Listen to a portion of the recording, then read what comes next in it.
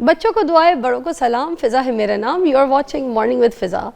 नाज़रीन, आपको पता है कि ड्रेसिंग जो है वो बहुत इम्पॉर्टेंट होती है औरतों के लिए। औरतें जब तैयार होती हैं, कपड़े पहनती हैं, तो आपको पता है कितनी खुश फील करती हैं, अपने आप को बड़ा फ्रेश फील करती हैं। ऐसे ही है। तो आज मैं भी जो हूँ ना बहुत फ्रेश फील कर रही हूँ। एक सेकेंड, मुझे कोई जो पिन है ना वो चुभ रही है। हाँ सर, देखना आके, पिन देखना आके। ओके, कोई बात नहीं, लाइव भी ये चीज़ें होती हैं। आप पिन बेटा चेक करना। अच्छा जी, तो आज हम बात करेंगे कि पहले औरतों की तैयारी के ऊपर।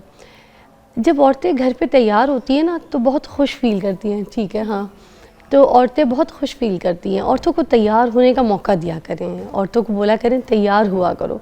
घर के काम, घर की जिम्मेदारियाँ तो औरतों का हिस्सा हैं, उन्होंने करनी है, उनकी जिम्मेदारियाँ उनके ऊपर है।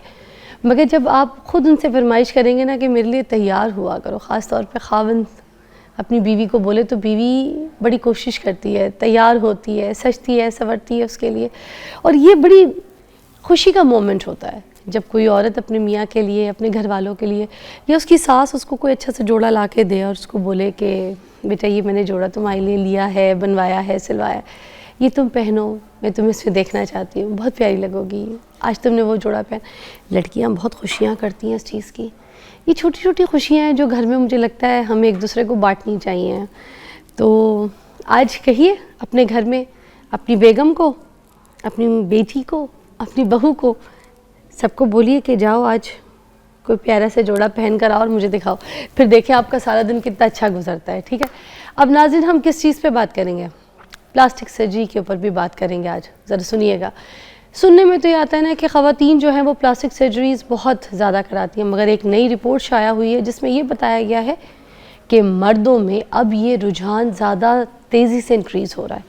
2018 से लेकर 2024 तक मर्दों की जो शरह है वो 95% इंक्रीज़ हो गई है। नाज़रीन, अगर आप बात करें सर्जरीज़ की तो मर्दों में सर्जरीज़ कराने का जो रेट है वो अब ख़वातीन के मुकाबले में बहुत ज़्यादा हो गया, डबल हो गया। मतलब मर्द जो हैं ज़्यादा तेज़ी से प्लास्टिक सर्जरीज़ की तरफ जा रहे हैं औरतों से ज़्यादा है। जबकि ख़वातीन के बारे में बात की जाती है कि ख़वातीन जो है ये सर्जरीज़ करवाती हैं और उनको शौक़ होता है, उनका रुझान होता है, मगर अब आपके सामने ये डाटा है, आप देख लीजिए कि कौन करवाता है। ख़बरदार जो आज के बाद किसी मर्द ने किसी औरत को इस तरह के कोई स्टेटस पे कोई बात लिखी, ताना दिया या किसी कमेंट में बोला या कोई ऐसी उनके बारे में उनके ख़िलाफ़ वीडियो बनाई, क्योंकि आज के बाद ये बात क्लियर कर दी गई है। ये डाटा जो है, ये रिसर्च जो है आपको क्लियर बताता है कि मर्दों में ज़्यादा रेशो है, मर्दों ने ज़्यादा काम करवाया। हाँ, मगर ये बता दूँ कि 16% जो मर्द हैं ना वो करवाते हैं प्लास्टिक सर्जरी, जो बाकी जौन से हैं ना वो ख़वातीन करवाती हैं। मगर जो रेट इंक्रीज़ हो रहा है ना ये ज़रा मर्दों में तेज़ी से हो रहा है।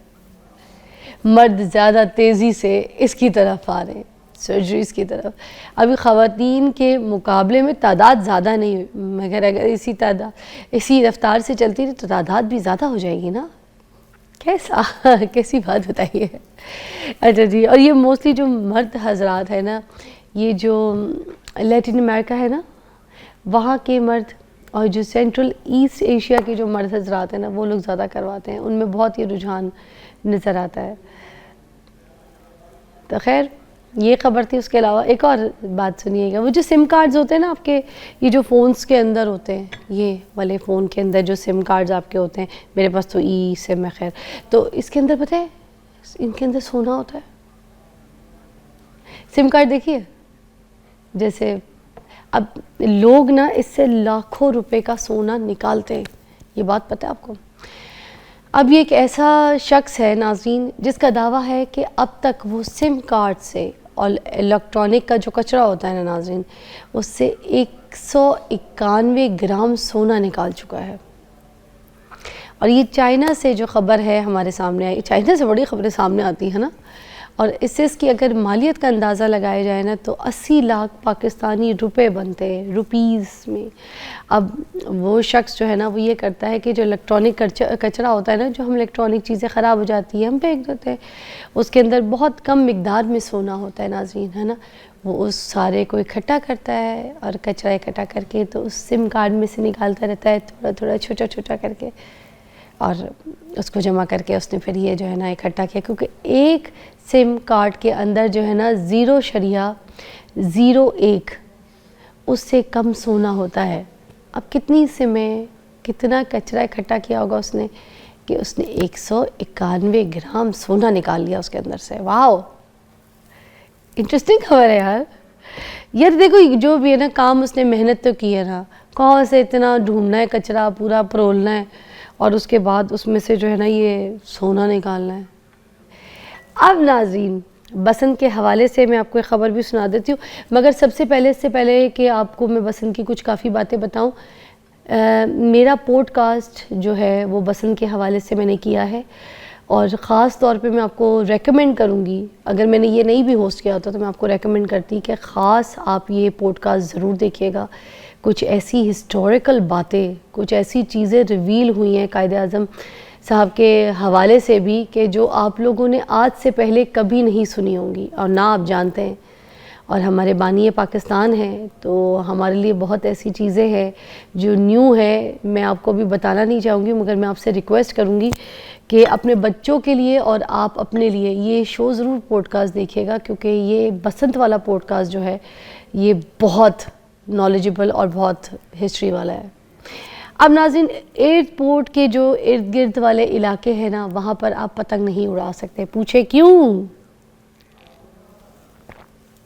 जहाज़ों ने आना जाना होता है ना, वहाँ पे लैंडिंग होती है, उड़ना होता है, तो उसके जो इर्द गिर्द के इलाके हैं ना वहाँ पे पाबंदी लगा दी गई। That's very nice, safety is important. तो आप भी ज़रा सोच समझ के उड़ाइएगा कि आपके इलाका जो है वो उसके अंदर तो नहीं आता जहाँ पर ये जहाज़ उड़ते हैं, ठीक है? तो क्योंकि you know it's important to be safe and keep safe everyone. Take a break.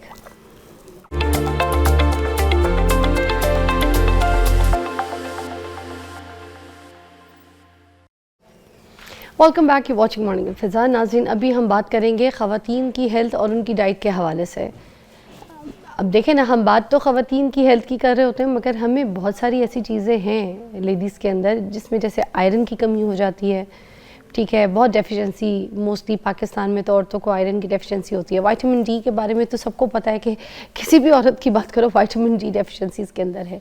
तो ये सारे अगर विटामिन हमारे अंदर कम है तो फिर इसी वजह से शायद हमारे मूड स्विंग्स जो हैं वो रहते हैं, कभी चिड़चिड़े रहते हैं, कभी कुछ अच्छा नहीं लगता, क्योंकि कभी कैल्शियम की कमी है, कभी किसी चीज़ की। मगर आम औरत को नहीं पता होता कि ये जो मेरे मूड स्विंग्स हो रहे हैं या फिर मुझे कुछ चीज़ अच्छी और बुरी एकदम से, जो अच्छी लगती थी बुरी लगना शुरू हो गई है, वो क्यों?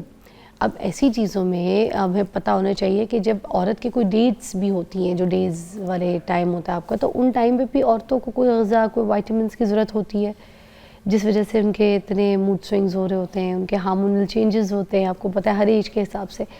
औरत की डाइट के हवाले से आज हम पूरी कंप्लीट ये सेगमेंट करेंगे, देखिएगा। वर्दा सिकंदर हमारे साथ मौजूद है। माहिर ग़िज़ाइयत है, किसी तारुफ की मोहताज नहीं, मेरी बहुत प्यारी दोस्त है, बहुत प्यारी हैं हमारे लिए। अस्सलाम वालेकुम। वालेकुम अस्सलाम, क्या हाल है, कैसी हैं आप? मैं जज़ाकल्लाह। और फिज़ा, आपके हर शो पे यू आर लुकिंग अमेजिंग, और आज तो velvet sari and you on you it's looking very pretty.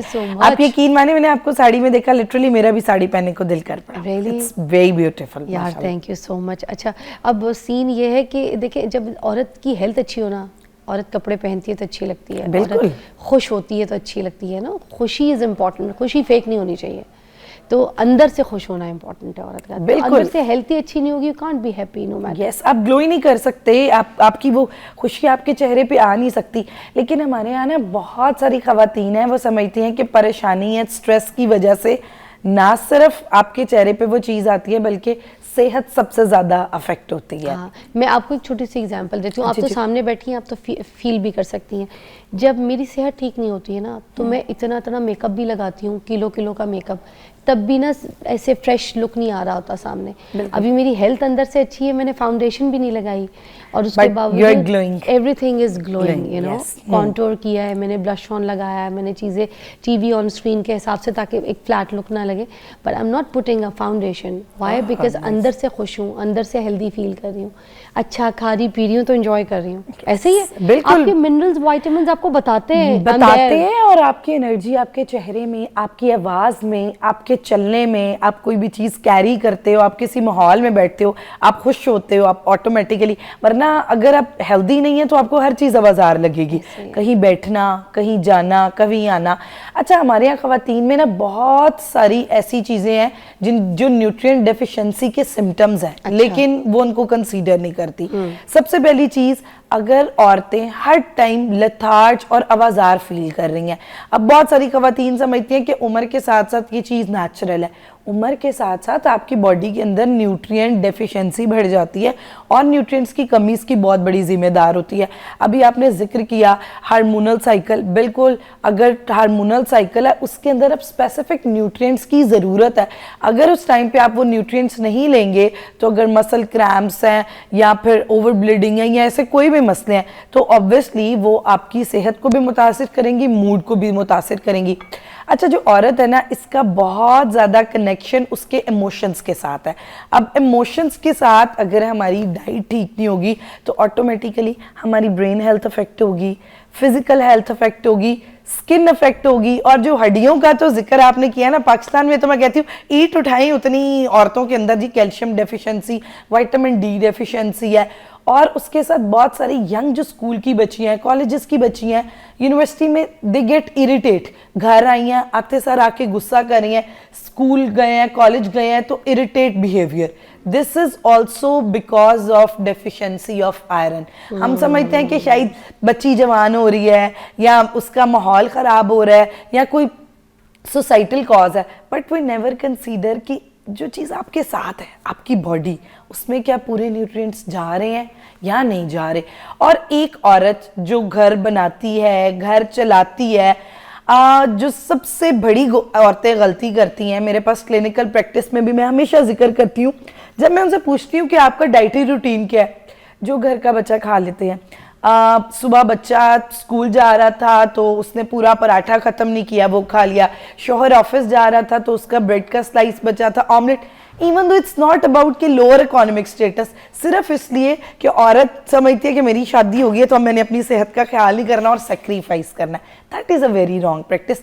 और ये छोटी छोटी आदतें कि जब आप अपने आप को स्पेशल फील नहीं कराते, अपने लिए स्पेशल ब्रेकफास्ट नहीं बनाते, या वाई वी नेवर थिंक कि घर के टेबल पे एक औरत जब किचन में कुक कर रही है उसकी न्यूट्रिशनल नीड सबसे ज़्यादा है। उसने बच्चे पैदा भी करने हैं, उसने वो अपने हार्मोनल साइकिल के साथ भी कुकिंग कर रही है, तो इन तमाम चीज़ों के साथ उसकी न्यूट्रिएंट रिक्वायरमेंट्स भी उधर ही है, उसने भी पूरा दिन स्ट्रेस फेस करना है। तो इसलिए औरत की सेहत पे काम करना, और हर अगर वो इमोशनल है तो उसमें आप देखें कि अब अक्सर मर्द हजरात, मैं आपकी एक बात को यहाँ पे जिक्र करके, मेरे एक बहनोई हैं, ठीक है, तो वो ना अपनी मतलब मेरी बहन से इतना प्यार, इतनी मोहब्बत करते हैं कि जब वो सुबह काम पे जा रहे होते तो बच्चों से अर्ली निकलते हैं, बच्चों को वो ड्रॉप करती हैं गाड़ी पे ना, खुद ड्राइव करके, क्योंकि आउट ऑफ कंट्री रहती हैं यूके में। तो मेरे बहनोई सुबह सुबह सबसे पहले क्या करते हैं कि जब खुद नाश्ता अपने लिए बनाते हैं तो वो उनको नहीं उठाते और उनके लिए नाश्ता बना के ढाक के और चले जाते हैं, और 5-10 मिनट के गैप में ना बहन उठ जाती है बच्चों को स्कूल छोड़ने के लिए। तो सबसे पहले जो है ना वो उठ के अपना नाश्ता करती हैं, अपनी ट्रीट पूरी, ठीक है, और उसके बाद फिर बच्चों के लिए नाश्ता बनाती हैं। देखिए खूबसूरत गेस्चर है, बच्चों ने सुबह सुबह तैयार भी होना है तो देखिए डिवाइड कर दिया। मियाँ का फिक्र ये है कि बीवी भूखी ना रह जाए, वो तो सारा दिन गाड़ी चला चला के बच्चों को छोड़ती रहेगी और फिर आके काम में लग जाएगी। और देखिए पूरा दिन बाद में उसने काम भी करना है, दोपहर को डिनर वो प्रिपेयर करिए तो इट्स ओके। अगर आप नाश्ता बना लें या कंट्रीब्यूट कर दें थोड़ा सा, जरूरी नहीं कि एक हाथ माँ का किचन में होना है तो दूसरा बच्चे की टाई नहीं मिल रही तो तीसरा जो है वो एक बच्चा रोला डाल रखे स्कूल आज कुछ लेके जाना है स्पेशल। तो इसलिए इन तमाम चीजों में न्यूट्रिएंट्स कॉम्प्रोमाइज होते हैं। और अगर एक औरत हाइपर एक्टिव है, ओवर रिएक्ट कर रही है, तो डोंट थिंक दैट कि इसके बिहेवियर डिसऑर्डर हो सकते हैं। Maybe there are nutrient deficiencies, ठीक है। घर में जब पोस्टमार्टम टाइम है, साइक्लिक इश्यूज चल रहे हैं, तो फीमेल की हर लेवल पे न्यूट्रिशनल नीड्स चेंज होती हैं, तो जिनका ख्याल रखना बहुत ज़रूरी है। अच्छा फिजा, आपके शो में मैं एक चीज़ अब आज ज़रूर बताऊंगी। हमारे यहाँ मैं पहले किसी शो पे बात नहीं करती, जब आपके साइकिल के डेज होते हैं तो उनमें न्यूट्रिएंट्स का ख्याल रखना डबल ज़रूरी हो जाता है। Really? हाँ, अच्छा, क्योंकि अगर आप न्यूट्रिएंट्स का ख्याल नहीं रखेंगे, एक तो आपके अंदर आपका जो आयरन है वो वेस्ट हो सकता है, उसके बाद दूसरी चीज़ ये है कि अगर आप उस टाइम पे, बहुत सारी लड़कियां कह रही होती हैं खाने का दिल नहीं कर रहा या इरिटेट फील हो रहा है, तो अब इन तमाम चीज़ों में इट्स वेरी इंपॉर्टेंट कि आपने अपने न्यूट्रिएंट्स का ख्याल रखेंगे तो आपको मसल क्रैम्प्स नहीं होंगे, आप हाइड्रेट रहेंगे, मूड स्विंग्स बहुत ज़्यादा रिएक्ट नहीं करेंगे और हार्मोन्स डिस्टर्ब नहीं होंगे। आज हार्मोनल खराबी की एक बहुत बड़ी वजह यह है कि हम अपने साइकिल के डेज के अंदर न्यूट्रिएंट्स प्रॉपर नहीं लेते और समझते हैं कि दीज आर द डेज जिनमें फाके करने। अच्छा, अब ये आपने न्यूट्रिएंट्स की बात की, मुझे जो ब्रेक के बाद आपने एक चीज़ बतानी है कि इस टाइम पे ना लड़कियां ज़्यादातर चाय और कॉफ़ी पे लग जाती हैं या फिर ग्रीन टीज़ बहुत ज़्यादा पीती हैं, ठीक है, तो उसमें जो उनको ग़िज़ाएँ लेनी है, फल फ्रूट और बाकी चीज़ों की, तो वो न्यूट्रिएंट्स उनको तो पहुँच ही नहीं रही क्योंकि वो तो चाय और गर्म, क्योंकि उनको लगता है गर्म चीज़ पी के टिकोर मिल रही है। इस पर बात करेंगे ब्रेक के बाद।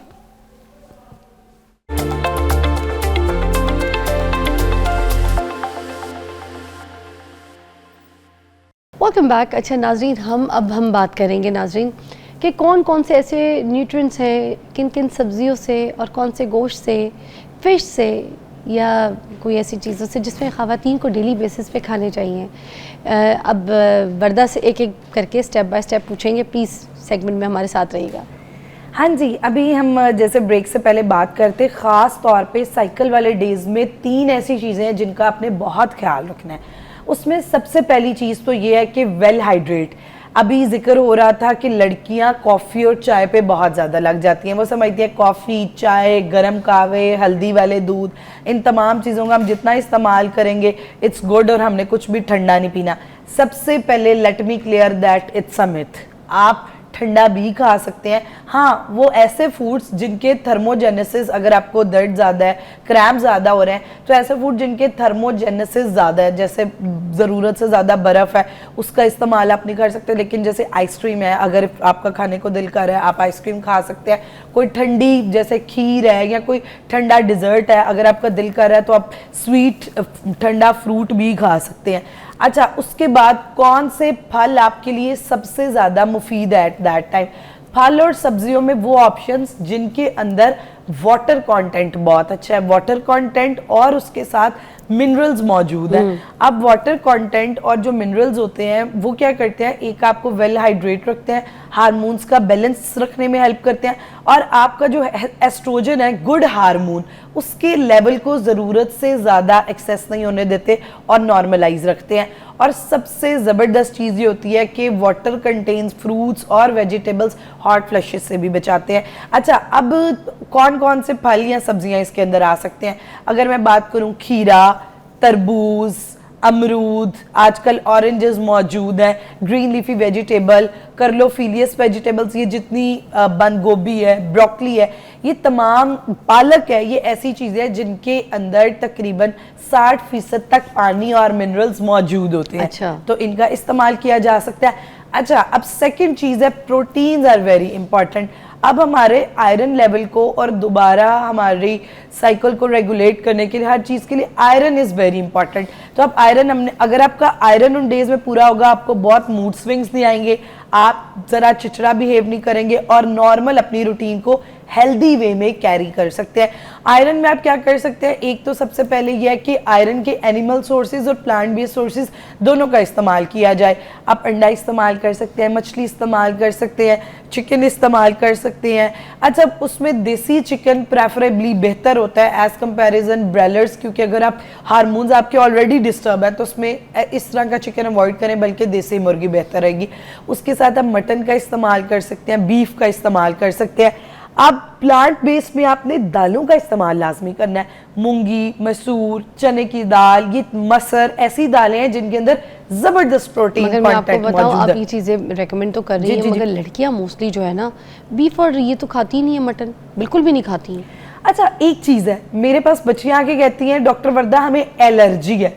गोश्त से कोई एलर्जी नहीं होती, एग्स एलर्जी होती है। कुछ लोगों को बीफ के अंदर एक कंपोनेंट होता है, वो खाते हैं तो उनको सूट नहीं करता, वरना 80% लड़कियां सिर्फ कि हमें अच्छा नहीं लगता। आपको क्यों अच्छा नहीं लगता? आप डिफरेंट रेसिपीज़ में बना लें। आप बीफ आपको वैसे अच्छा नहीं लगता, आप कबाब बना लें। और आपको पता है सबसे ज़बरदस्त आयरन कंटेंट बीफ में है, मैक्सिमम अब्जॉर्प्शन और एफिकेसी सबसे बेहतरीन बीफ की है। अब जैसे फराल बीफ का बर्गर खा लेगी, जबरदस्त, बीफ की या मटन की नलियां खाती है, वो गूदा अच्छा खासा, मगर वो उसकी जो बोटी है ना, जैसे आलू गोश्त के साथ देते तो बोटी से थोड़ा सा उसको इरिटेट होती है, चाहे बीफ हो चाहे मटन हो, तो चिकन भी बहुत मुश्किल से खाती तो है। आपने एक चीज ट्राई करनी थी, जैसे छोटी छोटी बोटियां बना के ना उसकी कढ़ाई बना के या शोरबा, वो जरा अच्छा, हाँ, क्योंकि कीमे के फॉर्म में खा हाँ, लेती कीमे है। की फॉर्म में खा लेती है, वरना लड़कियों को जरा दरअसल वो चर्बी से मसला होता है, या बच्चियों को होता है कि या वो बोटी का पीस दे के कुछ व्हाट इज दिस, तो इसलिए बेहतर है कि आप उसको डिफरेंट रेसिपीज में कोफ्ते बना कीमा तो सकते उसको हैं। इतना प्याला दे दो, शामी कबाब, शामी कबाब जबरदस्त चीज है, बीफ और चने की दाल एक बेस्ट कंपोनेंट, कंप्लीट प्रोटीन का सोर्स, तो आप उनका इस्तेमाल कर सकती हैं, बेहतरीन आयरन आपका पूरा होगा। अच्छा, उसके बाद जो तीसरी चीज है, high magnesium foods, high magnesium foods with anti inflammatory foods. अच्छा, अब मैग्नीशियम क्या करता है कि आपकी बॉडी में मसल क्रैम्प से बचाता है, टांगों में दर्द हो रही है, सर में, आपको लिथार्ज नहीं होने देता। अच्छा, अब मैग्नीशियम जो है, मैग्नीशियम के बहुत सारे आजकल सप्लीमेंट्स भी वायरल हुए हैं, लेकिन आप कोशिश करें जो नेचुरल उसके सोर्सेज हैं। जी, एक कॉल भी शामिल जी जी जी जरूर, काफी देर से होल्ड पे अबू हयास है हमारे साथ गुजरावाला से। अस्सलाम वालेकुम। वालेकुम सलाम। कैसी तबीयत है आपकी? जी बेटा, क्या हाल है, ठीक हो? शुक्र अल्हम्दुलिल्लाह। क्या कहना चाहेंगे आज प्रोग्राम में? जी, मेरी बेगम का मसला है, उनकी एज है 47 और खाने के बाद, खाने से पहले डकार बहुत ज्यादा आते हैं, ऑपरेट करवा चुकी हैं ऑलरेडी, पित्ता निकलवा चुकी हैं। अच्छा। और हर्निया का भी उनको मसला है, वो भी ऑपरेट करवाया हुआ। ठीक है, खाने के बाद डकार बहुत ज्यादा आती है। अच्छा, इसमें दो चीजें हैं जिनको आपको देखना पड़ेगा। एक तो सबसे पहले देखिए कि उनकी स्टमक हेल्थ, मैदा ठीक है या नहीं। अगर हार्टबर्न ज्यादा हो या खाना प्रॉपरली डाइजेस्ट ना हो तो हमारी बॉडी में जो है वो इस तरह के रिस्पॉन्सेज आते हैं। दूसरा ये है कि उनको कहें कि खाने के फौरन बाद ज़रूरत से ज़्यादा पानी का इस्तेमाल ना किया जाए। ये दोनों ऐसी चीज़ें हैं कि जिससे क्या होगा कि उनकी ये चीज़ कम हो सकती है। उसके अलावा मैं कावा बता रही हूँ जो रेगुलर डाइजेशन में हेल्प करता है। सौंफ, दालचीनी और लौंग, ये तीनों ऐसी चीजें हैं जो आपकी रेगुलर डाइजेशन में हेल्प करती हैं। हम मिकदार लेना है इसको? जी बिल्कुल, आप इसको कोशिश करें कि जैसे खाना खा के और उसके बाद इस्तेमाल कर लें। तो अगर ये इसका इस्तेमाल 14 दिन तक करती हैं तो होपफुली कि इनका ये जो बहुत ज्यादा डकार आने का मसला है ये सेटल हो जाएगा। वाह, ये तो बहुत आसान सा नुस्खा हाँ, है। बहुत आसान सा, आपके किचन में ये तमाम चीजें मौजूद तो कितने कप पीना है ये? एक दफ़ा, बस आप एक दफ़ा दिन में दोपहर के टाइम कोशिश करें, जिस टाइम आप लार्जर मील लेते हैं। अब जैसे कई लोग होते हैं दोपहर में लार्जर मील ले रहे हैं, कई लोग होते हैं रात में, तो जिस टाइम में आपका लार्ज मील है उसके दरमियान आपने ले लेना। वेरी नाइस, ये तो बहुत अच्छा नुस्खा था। मगर एक बात मैं ब्रेक पे जाने से पहले ज़रूर करूँगी, मुझे इस तरह के भाई हजरात बहुत पसंद हैं जिनको अपनी बेगमात की फ़िक्र है। ये जो कॉलर थे, ये कितनी अच्छी कॉल है, ये एक मिसाल है। इस तरह की जो कॉल्स हमारे प्रोग्राम में आती है ना, जो ख़ास तौर पे कहते हैं मैं अपनी बेगम की वजह से परेशान हूँ, उसको यार कोई मसला भी नहीं है, कोई बात भी नहीं है, अल्लाह ना करे कोई सेहत सारी ज़िंदगी रहे, कोई बीमारी भी नहीं है, मगर एक डकार का मसला भी उनको बहुत बड़ा लगा कि मतलब मैं अपनी बेगम को फ़िक्र में नहीं देख सकता। I love this. ये लोग सीखें, ये चीज़ें सीखें कि बेगम को इस तरह प्यार करें। वाह, एक ब्रेक लेंगे।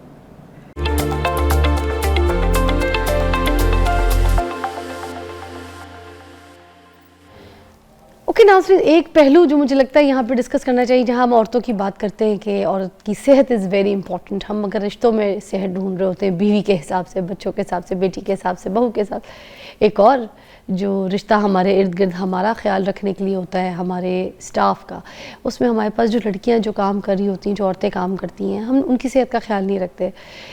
जो लड़कियां आपके पास होती हैं या जो आपके पास आपके हाउस होल्ड के लिए लोग स्टाफ काम कर रहा था, उनके लिए भी कोई मल्टीविटामिन्स लिया करें, उनकी भी सेहत का पूछा करें, उनको भी ग़िज़ा में कोई डिफरेंट चीज़ें जो फ्रिज में पड़ा हुआ 2 दिन पुराना सालन या 3 दिन पुराना सालन, वो जो एंड में आप कहते हैं ना कि बेटा जाते वक्त वो सालन ले जाना, ये चीज़ें हमें थोड़ा सा ना माइंडसेट चेंज करना पड़ेगा यहाँ पे कि जो सालन 3 दिन 4 दिन पुराना है या जो आप नहीं खा रहे, जो आपको टेस्ट में अच्छा नहीं लग रहा है, या फ्रिज में पड़ा पड़ा टमाटर वाला कोई भी सालन अपना टेस्ट छोड़ देता है, वो ख़त्म हो जाता है जायका, आप उठा के वो जायका सालन जो है ना अपने काम वालों को देते हैं।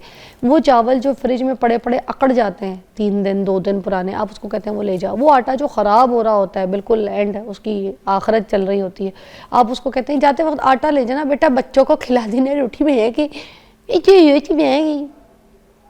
ये माइंडसेट हम कब चेंज करेंगे? कभी भी नहीं कर सकते हम।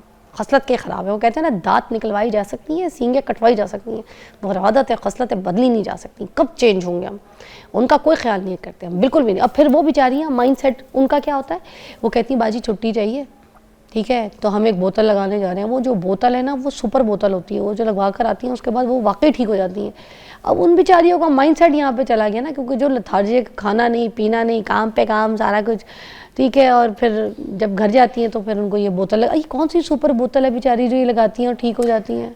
Very beautiful point you raise Fiza, that is an amazing point. और इतना ज़्यादा ये हमारे सोसाइटी में अगर देखें हर घर का मसला है, हर घर में जो हाउस होल्ड हेल्पर है उस बेचारी के साथ वो 1 मिनट बैठ नहीं सकती है और उसके बाद हम एक्सपेक्ट करते हैं हमने उसको पुराना खाना देना है, या फिर जो 3 दिन रखने के बाद हमें पता है वो वेस्ट होना है। तो इसलिए कोशिश करें एक तो ताज़ा खाना उन्हें दें, खुद का अंडा उबाल रहे हैं उन्हें दे दें, जो सालन पकाया उन्हें भी ताज़ा दे दें, क्योंकि अगर वो नहीं होंगे तो आप ये इंजॉयमेंट नहीं कर सकते। आप सालन अपना देंगे तो डोई अपने हाथ में पकड़ के देंगे कि मैं ड्राइवर को भी देना है तो मेरे हाथ से डोई भाई। बिल्कुल, हाँ इट्स ओके अगर आप उसे कहे कि आप डालो, कितना वो डालेगी और वो कितना डालेगी, बिल्कुल।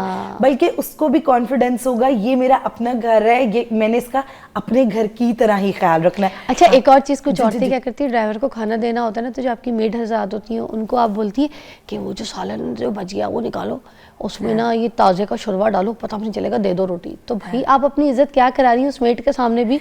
उस मेड ने तो देख लिया ना कि जब ड्राइवर के साथ उन्हीं का स्टाफ है उनके साथ ऐसे कर रही है तो मेरे साथ क्या फीलिंग रखती हूँ। बिल्कुल, उसके बाद दूसरी मेड को कह रही होंगी कि हाँ कि तो ये इज्जत कोई नहीं करा रही, आप सारा दिन आप एक ही काउंट कर रही हैं चीज़। और फिर कहते हैं कि हमारे पास बंदा नहीं टिकता। तो दीज आर द कॉजेज कि अगर आप ख्याल करेंगे तो ख्याल बांटेंगे।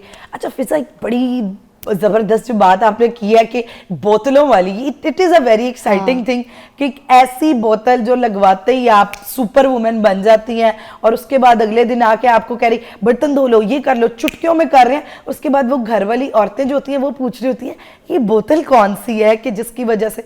अच्छा अब अगर मैं आपको बताऊं वो जो बोतल है वो एक ऐसी खतरनाक बोतल है जिसके अंदर स्टीरॉइड्स मौजूद है। अब स्टीरॉइड क्या करता है, फौरन आपकी बॉडी में जब जाता है तो आपकी एनर्जी को एकदम हाई कर देता है और आपकी जितनी भी ताकत है उसको एकदम हाइपरली एक्टिव करता है, जिससे आपकी एनर्जी एक्सट्रीम हो जाती है और जिसकी वजह से क्या होता है कि आप थक नहीं रहे होते। लेकिन ये स्टीरॉइड जब 3 दिन के बाद अपना असर छोड़ता है तो आप एक जिंदा लाश बन जाते हैं। फिर आप ऐसे होता है कि आपसे उठने नहीं हो रहा और वो डायरेक्ट आपको बिल्कुल बेड पे लेके जाता है। तो इस वजह से ये जो स्टीरॉइडल बोतलें हैं प्लीज़ इन्हें परहेज करें। और ये काम वालियाँ, कोई हाउस होल्ड हेल्पर्स या मेड्स कोई भी है, प्लीज अगर उनके अंदर न्यूट्रिएंट डेफिशिएंसी है तो कोशिश करें वो स्टीरॉइडल बोतलें ना लगाएं। और ये जो ना हॉस्पिटल से नहीं लगवा कर आती है बेचारियां, ये जाती है किसी लोकल क्लिनिक में बैठी होती है जो उनके मोहल्ले में, से मोहल्ले में इस तरह का कोई भी बंदा वो लगा देता है। तो एक तो कोशिश करें कि देखें वो क्या लगवा रही है। और अगर आपने सही में न्यूट्रिएंट डेफिशिएंसी बहुत ज़्यादा है तो आपको जिन बोतलों की ज़रूरत है या डॉक्टर की राय से, न्यूट्रिशनिस्ट की राय से, वो आयरन एनरिच बोतल हो सकती है, वो नैड की बोतल हो सकती है। उसके अलावा आजकल मल्टी वाइटामिन की बोतल्स आई हुई हैं और यकीन माने वो कोई इतनी महंगी नहीं है कि अगर आप 1000 रुपए की स्टीरॉइडल बोतल लगवा रहे हैं तो वो कहीं 600-700 रुपए की पड़ेगी। अच्छा सर्बिक जी मैं प्रमोट नहीं कर रही जी। मगर एक सर्बिक जी आपको पता है बचपन में भी हम खाते होते थे, हमारी अम्मियाँ खिलाती थी। तो वो अगर हम अपने स्टाफ को रोज एक मल्टीवाइटामिन के तौर पे खुद अपने हाथों से खिला दें, कोई इतनी महंगी है ही नहीं, सस्ती सी दुकान है, हार्डली 300 रुपए की। तो वही एक अच्छा मल्टीवाइटामिन है। आपसे मैं पूछना चाह रही हूँ कि अगर वो खिला दी जाए तो इज दैट ओके? यस, अगर उस जो आपके घर हाउस हेल्पर है उसकी उम्र 25 साल से ऊपर है और वो दिन में बहुत ज़्यादा काम करती है और आपको पता है उसकी खुराक ठीक नहीं, तो बिल्कुल आप उसे खिला सकते हैं। लेकिन अगर उसको किसी भी किस्म के मैदे का मसला है, स्टमक का मसला है, तो उसमें आप सर्बेक्सी या कोई भी जिंक एनरिच मल्टीविटामिन नहीं, डॉक्टर से पूछ के डॉक्टर की रजू से।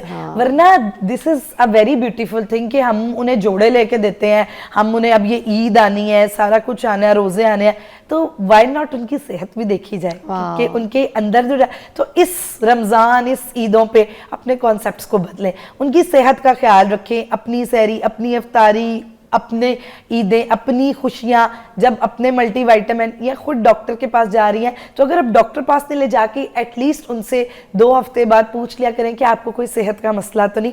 अगर वो बहुत डाउन है, सही से सफाई नहीं कर रही, तो बजाय कि इस तपड़ी को 3 बार दोबारा मारो, बेहतर है कि आप उससे पूछो कि क्या तुम्हारे अंदर ताकत है या तुम्हारे अंदर कोई कमी नहीं, कि पहले तो ये औरत सही काम करती थी, आजकल सही नहीं कर रही। तो इसलिए अगर हम उनकी सेहत का ख्याल रखेंगे तो यकीन मानिए तब आप आराम कर सकते हैं, और अपनी और पूरा दिन वो हमारी अच्छा, सेहत मेरे का पे तो हंसेंगी खैर, मगर जो मुझे जानता है ना, तो मेरी नेचर जानता है, मैं ऐसी हूँ। मेरे पास जो हाउस होल्ड है ना, जो मेरे पास होती हैं, तो अगर उसकी तबीयत ख़राब है या फिर उसने कोई चीज़ काम सही नहीं किया ना, तो मैं उसकी झाड़ नहीं लगाती, या मैं उसको 1-2 बार समझाने की कोशिश करती हूँ खुद काम करके। मगर अगर मुझे पता होता है कि मैं तो पीछे होती नहीं हूँ, अगर सफाई सही नहीं हुई है, कुछ नहीं, तो मैं किसी और लड़की को बुला के ना, जो मेरी जान पहचान की होती हैं, जो स्टाफ में, उनको बुला के तो मैं कहती हूँ आना है, तुमने एक डीप क्लीनिंग करके जानी है मेरे घर की पूरी। और वो सही वाला डीप क्लीनिंग करके जाती हैं, तो ये ना ऐसे बैठ के देख, मैं कहती हूँ तुम आराम करो, आज तुमने सिर्फ देखना है, सिर्फ सुपरविजन करो, ये सही से कर रही है कि नहीं कर रही, उसकी सुपरविजन लगा दो। अब उसका भी एक इस तरह से छुट्टी का डे आ जाता है, उसको पता है, कॉन्फिडेंस दे दिया है कि यस, कि अगर तुम किसी दिन ठीक नहीं हो तो मैं तुम्हारे साथ। और वो पता है इतना शर्मिंदा होती है, वो मुझे कहती है बाजी नहीं मैं कर लूंगी, बाजी नहीं, आपने नहीं बुलाना उसको, आपने नहीं बुलाना। मैं कहती हूँ नहीं मैं बुला लूंगी, कोई नहीं, कुछ चल, कोई टेंशन नहीं। तो उसको भी बड़ा नवाब फील होता है कि उसको पता है कि मोटा मोटा हैवी काम है जो मेरे से चुकना नहीं है, वो 2 हम मिलके कर लेंगे, तो बाजी बुला लेती होती है। दिस इज व्हाट हर इंसान का दिल है, हर इंसान की सेहत है, वो भी एक औरत है। तो वो अब मैं इधर ये नहीं बोलूंगी हर सास भी कभी बहू थी। हाँ। तो इसलिए आप भी कभी बहू होती हैं, आप भी कभी सास होती हैं, कभी बेटी होती हैं, कभी बहन होती हैं। हाँ। हर रिश्ते में अगर आप उस रिश्ते को समझ के एक दूसरे का ख्याल रखेंगे तो यकीन माने हम सारी औरतें स्ट्रांग होंगी और सेहतमंद होंगी, और हमारा पाकिस्तान, हम सब सेहतमंद ग्रो करेंगे। Thank you so much.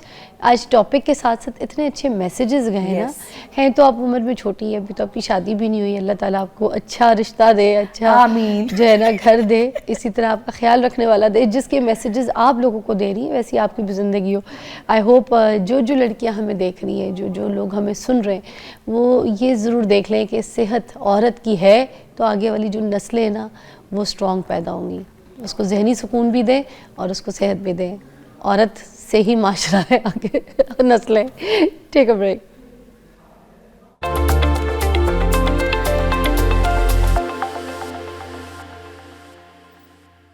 Welcome back, you watching morning with Fiza. नाज़रीन, अभी हम पता है किस टॉपिक के ऊपर बात करेंगे, आपकी स्माइल लाइन के ऊपर।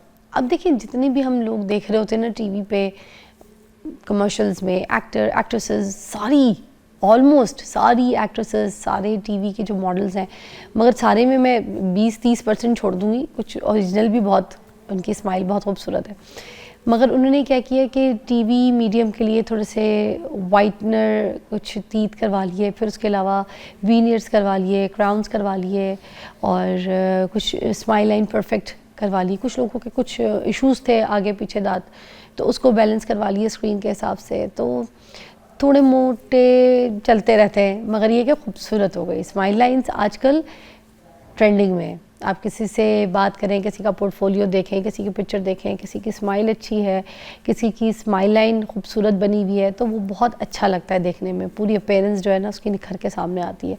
एक ये पहलू, दूसरा ये कि कुछ एज के हिसाब से जो है ना कुछ लोगों के दांत ख़राब हो जाते हैं, पीले हो जाते हैं, रगड़ जाते हैं, उनमें जान कोई नहीं होती, सेंसिटिविटी बहुत हो जाती है, तो वो दांत फिर किस तरीके से आगे उसको ठीक किया जा सकता है, उनको भी क्या निकाल देना चाहिए, कोई उनकी जगह इम्प्लांट करके कोई और दांत लगवाने चाहिए, या वीनियर्स उनके ऊपर उनकी ब्यूटी एस्थेटिक्स के साथ काम कर सकती है, या फिर एक एज में जब दांत ही गिर जाते हैं, दांत होते ही नहीं है मुंह में, फिर अब वो किस तरीके से जो बत्तीसी लगवाते हैं उसमें कोई इन्फेक्शन तो नहीं हो जाता। तो हर एज के हिसाब से, हर पहलू के हिसाब से आज हम स्माइल लाइंस जो है अपनी परफेक्ट स्माइल के ऊपर बात करेंगे। हम बस डॉक्टर इमरान ज़िया मौजूद हैं, डेंटल सर्जन है, किसी तारुफ के मोहताज नहीं है। अस्सलाम वालेकुम। वालेकुम अस्सलाम।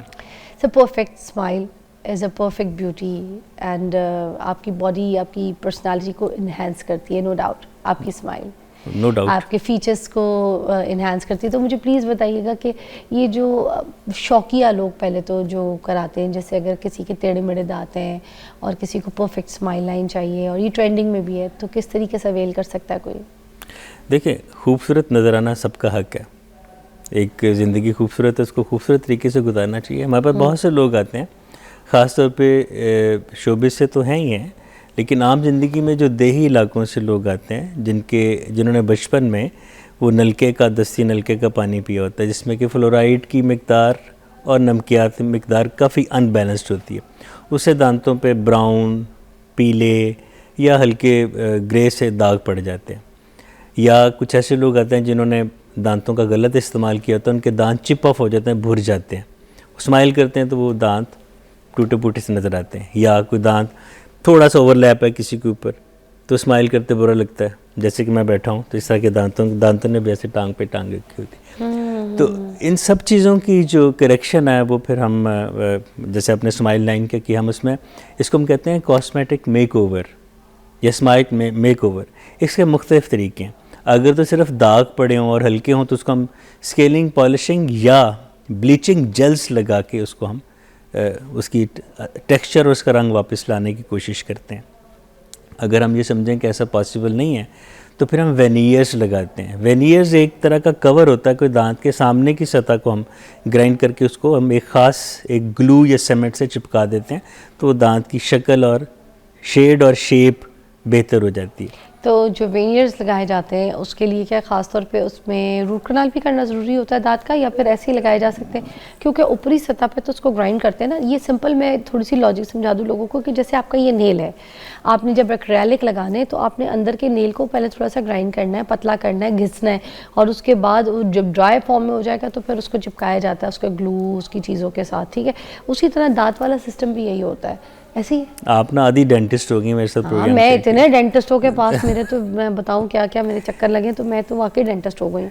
रूट कैनाल वेनियर के लिए आमतौर पे नहीं करनी पड़ती, क्योंकि वेनियर सिर्फ हम कैनाइंस तक करते हैं, सूवे दांतों तक करते हैं। उनकी सामने की सतह को थोड़ा सा ग्राइंड किया तो उस ग्राइंड में कोई ऐसी सेंसिटिविटी तो नहीं आती लोगों को कि उसकी रूट कैनाल जरूरी हो जाए? 95% केसेस में नहीं आती। कितना % ग्राइंड करते हैं जब आप एक लेयर को ग्राइंड करते हैं? उसकी पहली लेयर, दूसरी एनेमल को हम किसी हद तक करते हैं। हाँ, जब क्राउन करना होता है जिसमें कि पूरा दांत ग्राइंड करते हैं, वेनियर से बात नहीं बनती, पूरा दांत ग्राइंड करना पड़ता है, तब हो सकता है उसकी रूट कैनाल करनी पड़े। बल्कि बेहतर है कि उसकी पहले रूट कैनाल कर दी जाए, क्योंकि क्राउन तो फिर एक लंबे अरसे के लिए लगना है। उसमें अगर दांत वीक हो गया और आपने रूट कैनाल ट्रीटमेंट नहीं की तो ज़िंदगी में किसी भी वक्त आपको उसमें सेंसिटिविटी आ सकती है या पेन आ सकती है। तो बेहतर है अगर इंडिविजुअली क्राउन्स लगाए जा रहे हैं एक एक करके, इट्स नॉट द ब्रिज के 2-3 दांतों को एक साथ लगा रहे हैं और 2 दांत ऐसे हैं और एक दांत इम्प्लांट के साथ है या कोई और दांत, तो अगर ऐसे ब्रिज नहीं लगा रहे, इंडिविजुअली एक लगा रहे हैं, तो फिर उसको दांत के ऊपर चढ़ा सकते हैं अगर उसको सिर्फ रूट कैनाल करके चढ़ाया जा रहा है? बिल्कुल, ये डिपेंड करता है। It is very safe, very safe, very safe, इसमें कोई कॉम्प्लिकेशन नहीं है। ठीक है ना। और अगर कुछ टाइम ऐसे ही निकल जाए, रूट कैनाल के बगैर भी लगाया जा सकता है, ये भी क्या सही तरीका है अगर कोई डॉक्टर कहता है, या फिर ये गलत है? क्योंकि पेशेंट के लिए आप बता दें कि उसको क्या कहना चाहिए। ये सब डिपेंड करता है कि दांत की सिचुएशन की। अगर तो दांत बिल्कुल हेल्दी है तो फिर हम एक रिस्क ले सकते हैं कि रूट कैनाल ना किया जाए, क्योंकि रूट कैनाल में भी थोड़ा सा आपको पता है तकलीफ़ होती है, एनेस्थीसिया देना होता है, फिर ड्रिलिंग होती है, फिर हम उसको डिसइंफेक्ट करते हैं, तो 2-1 विज़िट 3 विज़िट लग जाते हैं। हम कोशिश ये करते हैं कि हम रूट कैनाल करके ही लगाएं, लेकिन बहुत थोड़े केसेस ऐसे होते हैं जिनमें ज़रूरत नहीं पड़ती और वो 10-12 साल बगैर रूट कैनाल के भी क्राउन चल जाता है। ये खास तौर पे सामने के दांतों में होता है जो कि ज़्यादा यूज़ नहीं होते। जो पीछे मोलर हैं या दाढ़ें हैं, उन्होंने तो दिन में 3-4-5 दफ़ा खाना उन्होंने यूज़ होना है, तो उसमें हम फिर रूट कैनाल करके ही क्राउनिंग करते हैं। अच्छा, और मुझे बताइएगा कि जिन लोगों को दाढ़ों की तरफ अगर लग जाता है क्राउन, तो उस क्राउन के ज़रिए वो बाइट कर सकते हैं, चबा सकते हैं, खा सकते हैं? कुछ लोगों को ये भी टेंशन होती है। बिल्कुल खा सकते हैं, चबा। क्राउन का मकसद ही है, अच्छी क्वालिटी की पोर्सलेन का बना हुआ क्राउन आपके सारे फंक्शन देता है। खाना टीयर करना, यानी कि गोश्त काटना, चबाना, उसको बारीक करना, आपकी स्माइल, ये सब कुछ एक अच्छी क्वालिटी के पोर्सलिन से सब कुछ मुमकिन है। तो पोर्सलिन से लोग घबराते हैं कि कहीं मुंह में स्मेल तो नहीं हो जाएगी, क्योंकि आपको पता है कि वो क्या कहते हैं उसको अंदर जो लगा होता है वो मेटालिक, वो जो मेटालिक फ्रेम, वो जो है उस फ्रेम की वजह से मुंह में कोई स्मेल तो नहीं आएगी, क्योंकि उसके ऊपर आप पोर्सलिन करते हैं ना। जी जी। तो ये इसकी ज़रा मिथली बता दें लोगों को। ये लगता है कि अगर सिर्फ हम ये मेटालिक वाला लगाते हैं और ये इस क्राउन से कहीं मुंह में स्मेल आना ना शुरू हो जाए और बाकी दांतों को कोई इश्यूज़ ना हो जाए। बिल्कुल, मैं पिछले 28 साल से ये इस फील्ड में हूँ और ये आपकी बात ठीक है कि स्मेल आती है, लेकिन स्मेल कब आती है? जब फॉर्मेशन सही नहीं होती, सस्ती लैब अनक्वालिफाइड टेक्नीशियंस जब बनाते हैं तो वो क्या करते हैं कि वो जिस दांत को हमने ग्राइंड किया होता है, जिसके ऊपर हमने क्राउन करना है, वहाँ पे मार्जिन पे स्पेस छोड़ देते हैं। या तो कभी पेशेंट को जल्दी होती है, जैसे दांत ग्राइंड किया, मसूड़ा ब्लीड भी कर रहा होता, उसी में इंप्रेशन लेके आप लैब भेज देते हैं। वो उस सूजे हुए मसूड़े के साथ जब क्राउन बन के आएगा, लगेगा, और जब बाद में हफ्ते 8 दिन बाद मसूड़ा कुदरती तौर पे श्रिंक करेगा तो एक गैप बन जाएगा। क्राउन और दांत के बीच में गैप हल्का सा होता है, वो ऐसे कोई मिलीमीटर का भी कुछ आधा, लेकिन उस इतने से गैप में भी हमारा जो स्लाइवा वो थूक इकट्ठा होता है। हमारा खाने पीने के जो बारीक तरीन ज़र्रात हैं, फाइनली ग्राइंडेड फूड, वो वहाँ पे जमा होती है, फिर स्लाइवा के साथ मिलके वो टॉक्सिन्स बनते हैं, फिर बहुत बदबू आती है। तो ये बात है। इसका तरीका ये है कि जब हम क्राउन प्रिपरेशन कर रहे हैं उसके बाद पेशेंट को हम 1 दिन के लिए रेस्ट पे भेज देते हैं कि थोड़े श्रिंक होंगे, तब हम इसका इंप्रेशन लेंगे। कितने टाइम तक हो जाता है श्रिंक? 2 दिन? 1 से 2 दिन में हो जाता है, 24 आवर्स हाँ, मतलब। यूजुअली। अगर उस नॉर्मल गम के साथ आप इंप्रेशन लेके लैब भिजवाते हैं और टेक्नीशियन आपका हाईली क्वालिफाइड हो तो फिर कभी स्मेल नहीं आती। ये लो ग्रेड टेक्नीशियंस और लो ग्रेड क्वालिटी या बहुत जल्दी में लगाए गए क्राउन्स और ब्रिज के बाद मुंह से स्मेल आती है। अच्छा, अब ये जो स्माइल लाइन की तरफ लोग जा रहे हैं, थोड़ा सा वाइटनिंग टीथ लोग पसंद करते हैं, मगर हम एशियन हैं, हम ये नहीं देखते कि जो गोरे अगर उनकी कोई रील्स या उनकी कोई पिक्चर्स या वीडियोस देखते हैं वो बहुत वाइट लगाते हैं, वो खुद भी तो चिट्टे होते हैं, आटे की तरह सफ़ेद होते हैं। अब हमें वो वाले दांत नहीं सूट कर सकेंगे, वो वाले क्राउन वीनियर्स। तो मुझे इसके बारे में बता दें, जो एशियंस हमारे हैं, जितने हम पाकिस्तानी लोग हैं, इनका शेड कार्ड क्या होना चाहिए? शेड 1 वाइट कितना होना चाहिए? 2, 3 क्या शेड होना चाहिए नंबर? एक्चुअली हमारे पास शेड गाइड्स होती हैं, एशियन लोगों की अलग होती हैं, यूरोपियंस की अलग होती हैं। तो हमारे पास ये ज़ाहिर है एशियन पीपल की होगी। हम इसमें पेशेंट को के कम्प्लेक्शन उसका जो होता है उसके मुताबिक और एज के मुताबिक हम सिलेक्ट करते हैं। इसमें हम एक ट्रायंगल बना लेते हैं, इनके डेंटिस्ट, पेशेंट और पेशेंट का कोई घर वाला अटेंडेंट, उनका मिरर में दिखाते हैं कि देखें ये आपको हमारे ख्याल में सूट कर रहा है, आप बताएं क्या करना चाहिए। तो पेशेंट की अक्सरियत हम पे एतमाद करती है और वही हम दांत उनके कम्प्लेक्शन के हिसाब से, उनकी उम्र के हिसाब से लगाते हैं। क्योंकि अब 45 साल की उम्र में दांत बिल्कुल वाइट नहीं हो सकते अगर कुछ भी ना किया हो। तो ज़ाहिर है चाय कॉफ़ी पीते हुए स्टेन दांत लेता जाता है और इस एज तक हल्के हल्के दांत पीले होते हैं और वो अच्छे भी लगते हैं हल्के से, क्योंकि एक्स्ट्रा वाइट तो नीग्रोस के होते हैं। तो एक्स्ट्रा वाइट जो मिल्क वाइट टीथ हैं ये तो कभी भी रिकमेंड नहीं करते, ना ही बच्चे और लोग भी पसंद नहीं करते। आके लोग हमसे फरमाइश करते हैं डॉक्टर साहब जितने सफ़ेद हो सकते हैं कर दें। अब हाथी के दांत दिखाने के और खाने के, और जो दिखाने वाले हैं वो बड़े अलग कलर के हैं, जो खाने वाले हैं उसके दिखेगा अलग कलर के होते हैं, वो इस्तेमाल में होता है वाइट में, बिल्कुल दिखाने वाले कुछ और होता है। अच्छा, ब्रेक से पहले एक और चीज़ मैं बता दूँ, मैं यूके गई थी तो वहाँ पे एक मैंने डेंटिस्ट को दिखाया तो वो मुझे कहने लगे कि जो लड़कियों का या लड़कों का जो आँख का अंदर वाइट होता है ना, तो जो वीनियर का जो कलर होता है ना दांत का, वो आंख के वाइट बॉल से मैच करके लगाएं। तो ये भी बड़ी अच्छी एक ट्रिक है कि जब कोई पेशेंट जाए तो आंख का जो वाइट बॉल है वो मैच करे अपने शेड कार्ड से, क्योंकि it's gonna be match with your teeth. हाँ जी, एक ये हो सकता है, लेकिन अगर किसी ने मलमल की आंखें लाल की हो तो अब उससे लाल दांत तो नहीं अब कौन आंखें लाल करके जाता है, वाइट तो होता ही है। एक ब्रेक के बाद मिलते हैं।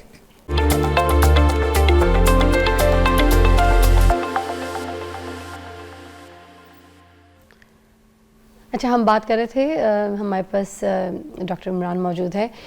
ये जो जिनके बिल्कुल दांत ही नहीं है, अब 32 ही लगवा रहे हैं, उसमें इन्फेक्शन हो जाते हैं, तो उसके बारे में आप हमें बता रहे थे कि क्या तरीका हो सकता है?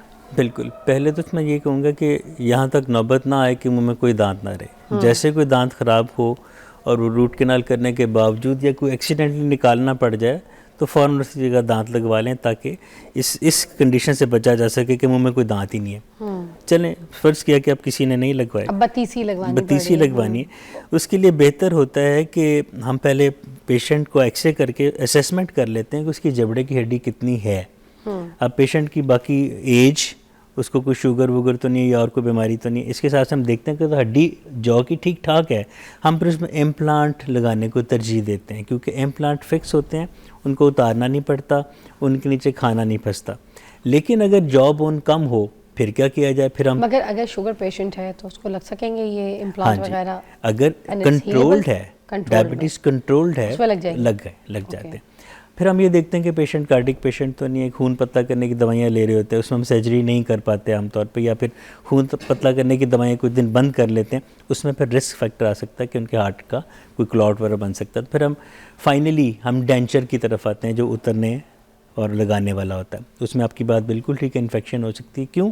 अगर उसकी एडजस्टमेंट सही नहीं है, वो लगाते हुए वो दांत उसको फंस के लग रहे हैं, तकलीफ़ दे रहे हैं, गम छिल जाता है, फिर उसमें वो खुराक के ज़रात भी जा सकते हैं और सलाइवा भी उसको ख़राब कर सकता है। तो ये जो डेंचर लगाने का काम है, ये बड़ी एहतियात से किसी अच्छी रिप्यूट वाले डेंटिस्ट के पास जाना चाहिए, जिनके के लैब टेक्नीशियन बड़े क्वालिफाइड हों, क्योंकि डेंचर लगाना बहुत बड़ा आर्ट है और डेंचर के पेशेंट बहुत देर से उसको कबूल करते हैं, क्योंकि कभी वो लगता है कि बात करते हैं तो डेंचर मुँह से बाहर आता है, उसको हमने टाइट करना होता है। जब उसको हम ज़रा थोड़ा सा टाइट करते हैं तो वो चुभना शुरू हो जाता है। फिर अगर उसकी 1-2 दिन उसकी सफाई ना कर सकें तो बड़ी उसकी गंदी स्मेल आती है। तो इसका हम ये करते हैं कि हम पेशेंट को पहले से बता देते हैं कि आपने इसकी केयर कितनी करनी है। हर खाने के बाद उतार के इसको साफ़ करके फिर लगाना है, ताकि ना मुँह में स्मेल आए, ना इन्फेक्शन हो, ना जरासीम हो। और अगर वो डेंचर को अगर पुराना लगा रहे हैं कन्वेंशनल, तो उसको उतारना है तो उसको पानी में डुबो के रखना, अदरवाइज़ वो श्रिंक कर जाता है।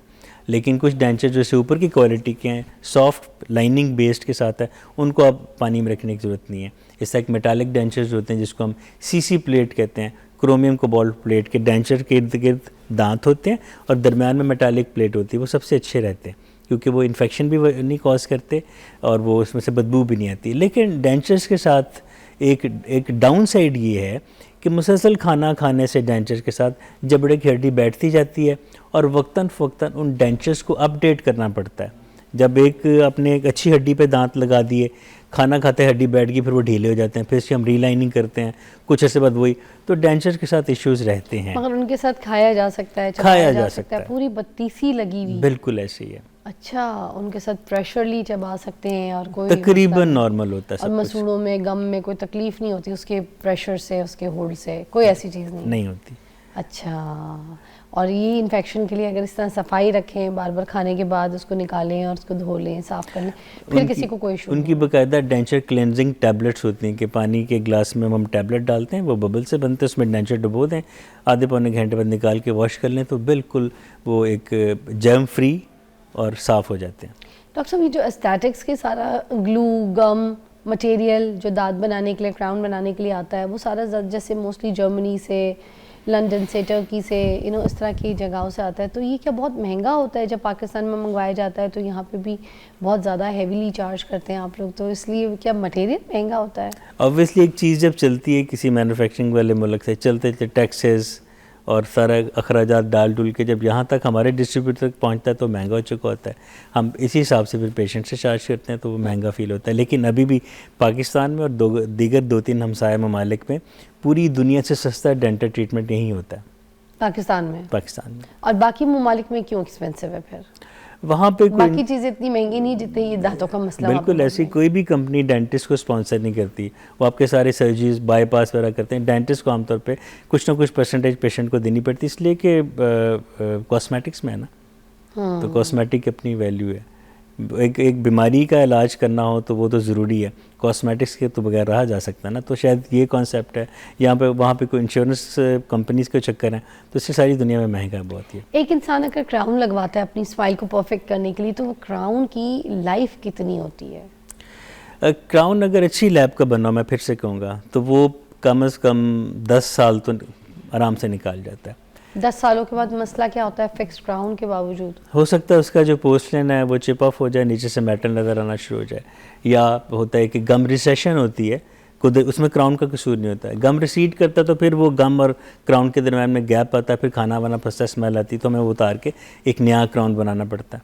तो इससे बेहतर है कि पूरा प्रोसेस है कि पहले कट करो, उसको निकालो, फिर ऑल दैट, फिर उसके बाद नए क्राउन, मतलब उस बंदे ने जिसने क्राउन लगवाया वो दोबारा से भी फिर एक और लंबे प्रोसेस से गुजरेगा जरूर। ज़हनी तौर पे तैयार रहें। 15 साल तक 10 साल तक उसका ये क्राउन जो है ना वो चलेगा, उसके बाद उसने करना है। डिपेंड करता है उसका यूजेज क्या। सामने के दांतों के क्राउन ज़्यादा अच्छा चलते हैं क्योंकि इस्तेमाल नहीं होते, ये सब स्माइलिंग दांत है, और आपने सब फल खाना। साइडों के भी हैं जो मोलर्स हैं पीछे, वो तो दिन में 3, 4, 5 दफ़ा यूज़ होना है, तो मोलर्स की जो क्वालिटी बहुत अच्छी लगवानी चाहिए।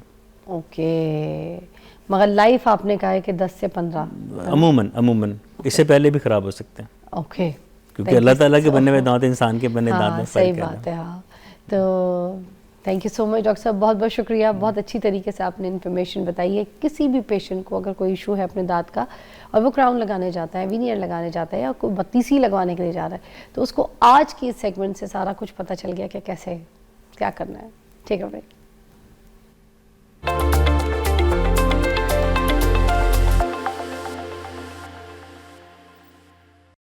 अच्छा, हम बात कर रहे थे, हमारे पास डॉक्टर इमरान मौजूद है।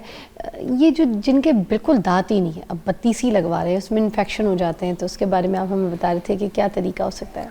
बिल्कुल, पहले तो मैं ये कहूँगा कि यहाँ तक नौबत ना आए कि मुंह में कोई दांत ना रहे। जैसे कोई दांत ख़राब हो और वो रूट कैनाल करने के बावजूद या कोई एक्सीडेंटली निकालना पड़ जाए तो फ़ौरन उसी जगह दांत लगवा लें, ताकि इस कंडीशन से बचा जा सके कि मुंह में कोई दांत ही नहीं है। चलें, फ़र्ज़ किया कि अब किसी ने नहीं लगवाए, अब बत्तीसी लगवानी है, उसके लिए बेहतर होता है कि हम पहले पेशेंट को एक्सरे करके असेसमेंट कर लेते हैं कि उसकी जबड़े की हड्डी कितनी है। अब पेशेंट की बाकी एज, उसको कोई शुगर वुगर तो नहीं है या और कोई बीमारी तो नहीं है, इसके साथ हम देखते हैं कि तो हड्डी जॉ की ठीक ठाक है, हम फिर उसमें इम्प्लांट लगाने को तरजीह देते हैं, क्योंकि इम्प्लांट फिक्स होते हैं, उनको उतारना नहीं पड़ता, उनके नीचे खाना नहीं फंसता। लेकिन अगर जॉ बोन कम हो फिर क्या किया जाए? फिर हम मगर अगर शुगर पेशेंट है तो उसको लग सकेंगे ये इम्प्लांट वगैरह? अगर कंट्रोल्ड है, डायबिटीज़ कंट्रोल्ड है, लग जाते हैं।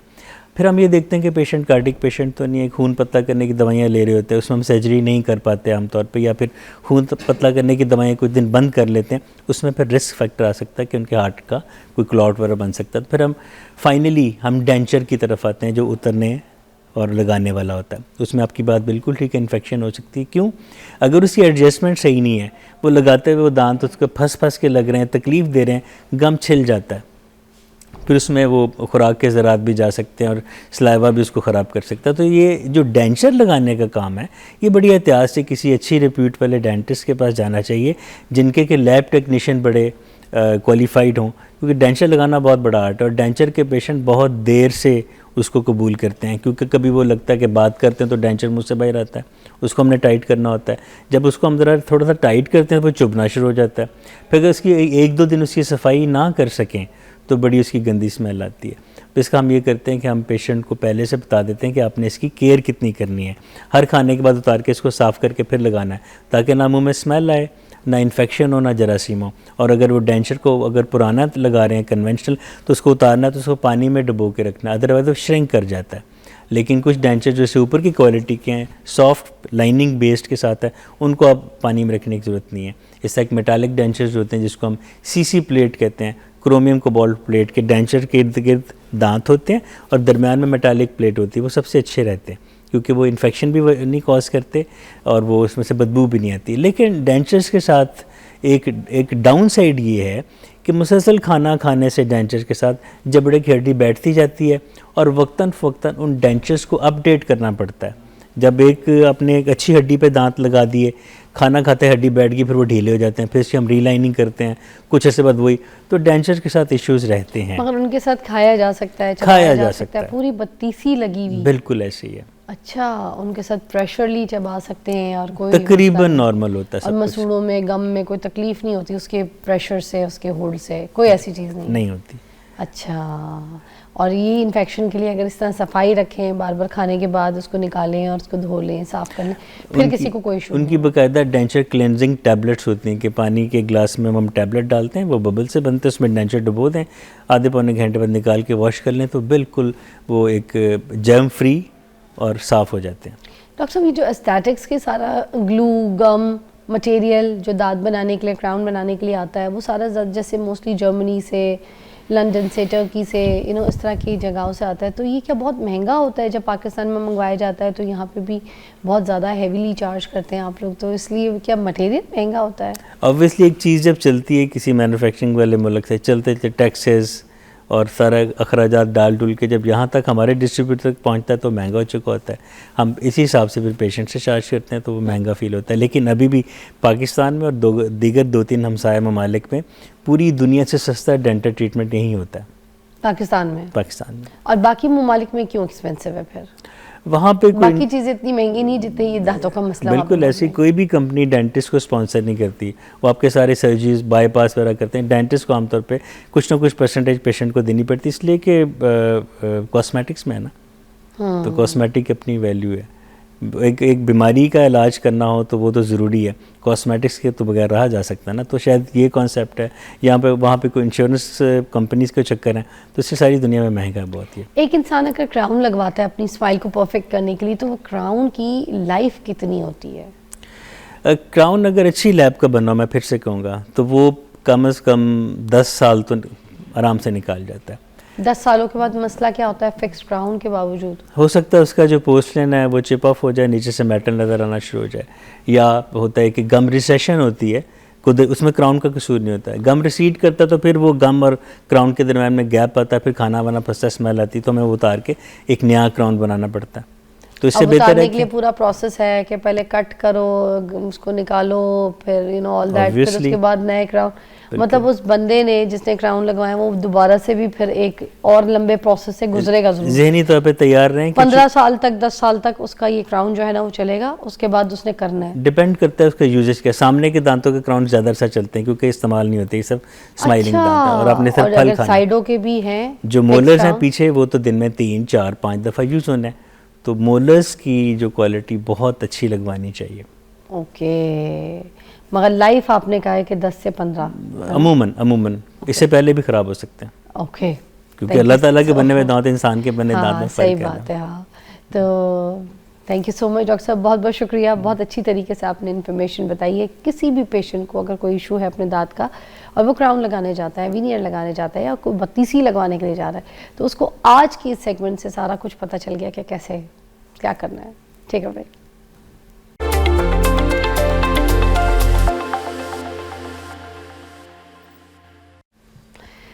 नाज़रीन, एक मेहमान है मेरे पास, अनमोल फातिमा, सिंगर है। इनकी कहानी बहुत डिफरेंट है। नूरजहां जी को गाती हैं, आबदा परवीन जी को गाती हैं, और जो सीखा है ना इन्होंने, जो कुछ भी मौसीकी में, वो खुद से सीखा है। बड़ी स्ट्रगल स्टोरी है इनकी, अगर हम उनकी ज़बानी सुनेंगे तो आपको पता चलेगा। 500 से इन्होंने गाना शुरू किया है। अभी क्या सफ़र है, सुनते हैं जी। अस्सलाम वालेकुम। अस्सलाम, कैसी हैं आप? अल्लाह का शुक्र है, कितनी खूबसूरत लग रही हैं आप। जोड़ा, styling, makeup, thank you so much. आपका पर्स, सैंडल, आपका मोबाइल दिखाइएगा ज़रा, ये तो लड़कियों को बहुत पसंद आएगा। कितना खूबसूरत, कितना प्यारा, कितना आपके ड्रेस के साथ गो टू और ये सडनली मैच हुआ है। Slay girl slay. तो बताइए 500 से सफ़र शुरू हुआ, कैसे हुआ? 500 से सफ़र ऐसे शुरू हुआ है कि जब स्टडी का एक दौर आया और स्टडी करके जब इस फील्ड में कदम रखा तो एक बड़ा डिफरेंट था, बिकॉज़ मैं एक जॉब पर्सन थी, जॉब करती थी। क्या करती थी? बैंक में जॉब करती थी। अच्छा, जॉब्स तो मैट्रिक के बाद स्टार्ट कर ली थी। ठीक है। मैट्रिक के बाद स्ट्रगल मीन्स के पढ़ाने के लिए कुछ वसाइल नहीं थे घर पे, तो बाबा ने कहा कि भाई अगर तुमने पढ़ना है, हमारे यहाँ लड़कियाँ मैट्रिक से ज़्यादा नहीं पढ़ती, अगर आपने पढ़ना है तो खुद से पढ़ें। ठीक है, पढ़ सकती हैं, अपने पाँव पे खड़े हों, और फीसिस अगर आप भर सकती हैं तो खुद करना पड़ेगा। अच्छा। मैंने बोला ओके। तो उसी स्कूल में, जिस स्कूल में मैट्रिक किया, उसी स्कूल में टीचिंग स्टार्ट करी। टीचिंग स्टार्ट करके तो फर्स्ट ईयर सेकंड ईयर के एग्ज़ाम्स दिए, उसके बाद फिर सेकंड ईयर के बाद जॉब स्टार्ट कर ली बैंक की। उसके बाद फिर चल सो चल सारे मामलात, मीन्स के रियल इस्टेट में जॉब किया, उसके बाद पॉलर की जॉब किया, उसके बाद वारिद फ्रेंचाइज, यूफोन फ्रेंचाइज, ऐसे ऐसे करके फिर इलामा इकबाल ओपन यूनिवर्सिटी से मैंने बीए किया। तो फिर एक टाइम आया कि दिल किया कि बाबा का ख्वाब था कि मैं तुम्हें टीवी पे देखना चाहता हूँ, बिकॉज़ मेरे दादा परदादा और मेरे बाबा नात ख़्वान थे, क्योंकि घर से मैंने सीखा। पहली जो मेरे उस्ताद हैं वो मेरे वालिद ही हैं, तो वो चाहते थे कि मैं तुम्हें टीवी पे देखूं, बट ऐसा नहीं हो सका, वो अल्लाह को प्यारे हो गए जल्दी। तो सोचा कि क्यों ना उनको उनका ख्वाब लेके चलूं। तो फिर सूफ़ी कलाम पढ़ना शुरू कर दिए। जहाँ भी देखा, किसी ने बताया, सबको कहा कि यार, कोई दोस्त अब आपसे डिस्कस किया, उनसे कहा यार कहीं प्रोग्राम शोग्राम हो, कहीं कज़ाफ़ी में, कहीं अलहमरा हॉल में, आर्ट काउंसिल में कहीं हो, तो यार मुझे प्लीज़ मुझे चांस दिलवाना चाहिए यार, प्लीज़ ऐसे करना। तो बस उनमें कुछ दोस्त अहबाब ऐसे थे, मैं नाम भी नॉमिनेट करना चाहूँगी क्योंकि हमेशा अपने अच्छे दोस्तों को याद रखना चाहिए। जब आप स्ट्रगलिंग दौर में होते हो तो उन लोगों को बिल्कुल नहीं भूलना चाहिए। तो मैं नहीं भूलती बिल्कुल अपने उन दोस्तों को। तो मेरी एक सहरिश नाम की दोस्त है जिसने मुझे पहली बार कज़ाफ़ी स्टेडियम में परफॉर्म करवाया और वहाँ पे मैंने परफॉर्म किया। आपदा जी का कलाम पढ़ा घड़ोली और वहाँ से फिर लोगों ने जान पहचान हो गई। तो 500 का सफ़र कैसे हुआ? 500 का जो सफ़र है वो 500 का ऐसे कि पहला जो सॉन्ग था जब मैं किसी ने शो दिया एक कोई मतलब किसी पता नहीं गुजरा वाले का शो था, मुझे याद नहीं है। तो कहा गया उनको ना सिंगर चाहिए थी, तो उस टाइम उनको सिंगर नहीं मिल रही थी कोई। तो सडनली मैं वहाँ पे मौजूद थी, किसी स्टूडियो में बैठी हुई थी, तो वहाँ पे मैं गा रही थी।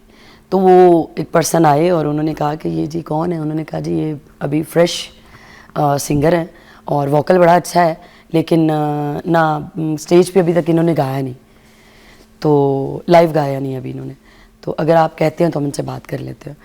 तो कहने लगे आप जाएंगी मेरे साथ, शो है फलां जगह पे, तो आप चलेंगे मेरे साथ। ये मैं 2016 की बात कर रही हूँ आपसे। और उसने मुझे बोला कि मैंने कहा सर अच्छा तो आप मुझे चार्ज कितने करेंगे, कितने पैसे देंगे?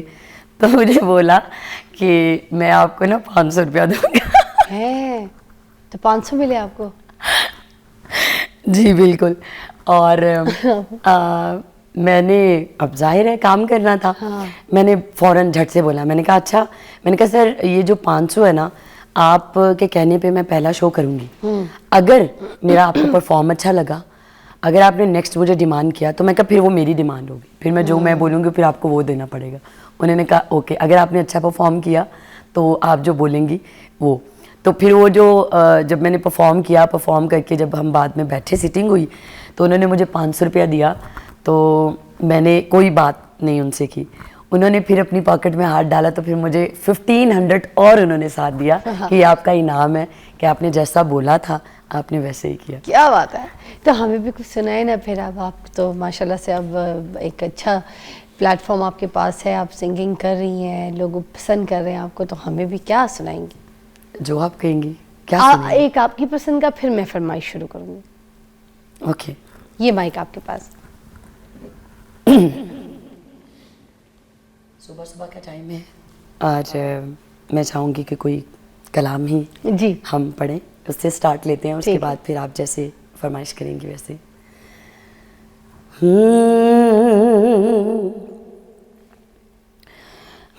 महियार दी घड़ोली भर दी, सोने यार दी घड़ोली भर दी, महियार दी घड़ोली भर दी, एक अल्लाह कलू में डर दी, एक मौला कलू में डर दी, महियार दी घड़ोल आहा आहा, सोने यार दी घड़ोल, हक मौला महियार दी घड़ोली भर दी। पीर पीरा हजरत मीरा, हो पीर पीरा, पीर पीरा हजरत मीरा, हो नाम लया, हो नाम लया टुटियां जंजीरा, मैं मुर्शद का अमल कर दी, मैं मुर्शद हादी कर दी, महियार दी घड़ोल आहा आहा, सुन यार दी घड़ोल, हक मौला महियार दी घड़ोली भर दी। वाह, आपकी तो जो टोन है वो बड़ी डिफरेंट है, आपकी स्टाइल भी डिफरेंट है, और ये चलने वाला स्टाइल है आज के दौर में जो है ना, इस तरह के स्टाइल को यॉनरा को लोग पसंद करते हैं। अच्छा एक जैसे आपदा परवीन जी हो गई और मैडम जी हो गई, मैडम जी ने 2-3 शेड में बड़ी वैरायटियों के साथ अपनी मौसीकी को जो है ना लोगों तक बिल्कुल पहुंचाया। तो मैडम जी का अगर मैं सुनना चाहूँ कोई गज़ल, जी जी जी जी ज़रूर, तो वो वैरायटी भी ज़रा लोगों तक आ जाएगी। जी बिल्कुल। मैडम जी की बहुत सारी गज़लें हैं जो गाई हैं, मैंने आउट ऑफ कंट्री भी गाई हैं, यहाँ पे भी गाई हैं, बट मैं गज़ल को बहुत कम गाती हूँ बिकॉज मेरा वो जॉनरा नहीं है, स्टाइल नहीं है। आप गीत भी गा सकती हैं जो आपको पसंद हो। हाँ नहीं, मैं गज़ल आपको सुनाऊंगी क्योंकि आपने बोला है। नीयते शौक भर न जाए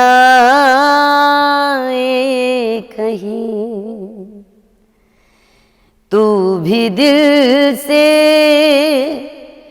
उतर न जाए कहीं, नीयते शौक भर न जाए कहीं। आज देखा है तुझको देर के बाद,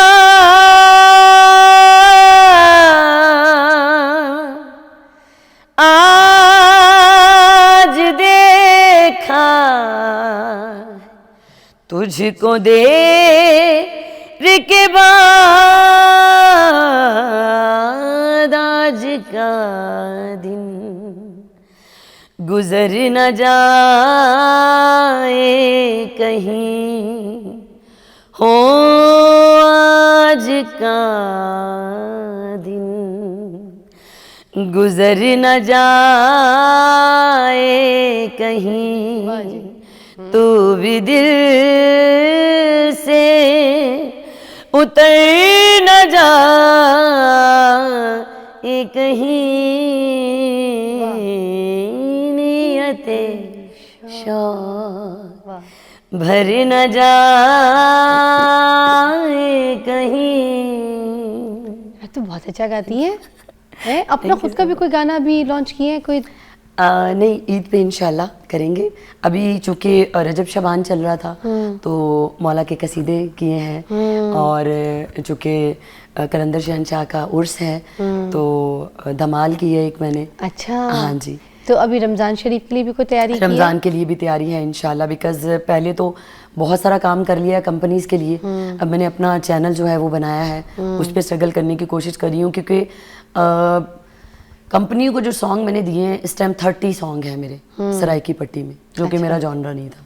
आपने सराइकी गाए? बहुत, हमें भी सुनाए ना। 35 सॉन्ग है मेरे। एक सुनाए कोई बड़ा धड़कता फड़कता सा कोई, और जो कि मिलियंस पे सॉन्ग आपका अपना है? अपने सॉन्ग है जो टिपी गोल्ड पे पड़े हुए हैं, जो अदर कंपनीज पे पड़े हुए हैं, और मिलियंस पे सॉन्ग है, उनका कोई बेनिफिट नहीं है हमें। इस वजह से अब मैंने अपना चैनल जो है वो क्रिएट किया है और उस पर स्ट्रगल कर रही हूँ। आपको उनके पैसे भी कोई नहीं है? कुछ भी नहीं मिला, कुछ भी नहीं मिला। अल्लाह, एक तो जो नया सिंगर आता है ना उसको पहले यही रगड़ा लगा देते हैं। बिल्कुल ऐसे खैर, ही। आप मुझे कोई अपना सराइकी धड़कता फड़कता जो आपको पसंद है वो जरूर सुनाएं। जो मुझे पसंद है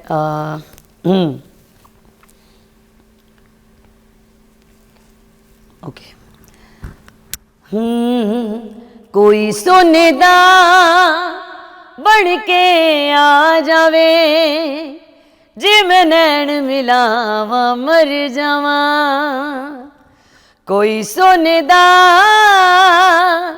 बढ़ के आ जावे, जे मैं नैन मिलावा मर जावा।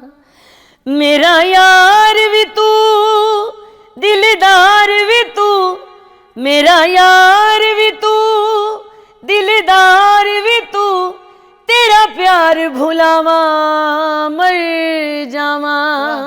कोई सुनदा बढ़ के आ जावे, जे मैं नैन मिलावा मर जावा। वाह वाह वाह वाह। एक और सुनाए सराइकी फिर हम। और तो बहुत सारी सॉन्ग है। शायरी आपको बहुत पसंद है? जिसकी शायरी मुझे बहुत पसंद है। सराइकी की तो सारी शायरियाँ प्यारी लगती है। एक और सुनाए। लेकिन मैं एक चीज़ आपसे शेयर करना चाहूँगी कि मैं सराइकी बेसिक दिल से नहीं गाती। छोड़े, इतने मजे की लग रही है, मुझे तो बहुत अच्छी लगी। पता नहीं क्यों आपका दिल इससे उठा गया है। सुनाए कोई और सराइकी भी। जब इतने गाए तो एक और सराइकी। इतनी मीठी ज़बान है, प्यारी लगी। दिल था ते शाम ढलियां वे, दिल था ते शाम ढलियां वे मैं पतना है, वे मैं पतना ते रोंदी खलियां वे, दिल था ते शाम ढलियां वे दे लथा ते शामा। उसका एक अंतरा है बहुत खूबसूरत।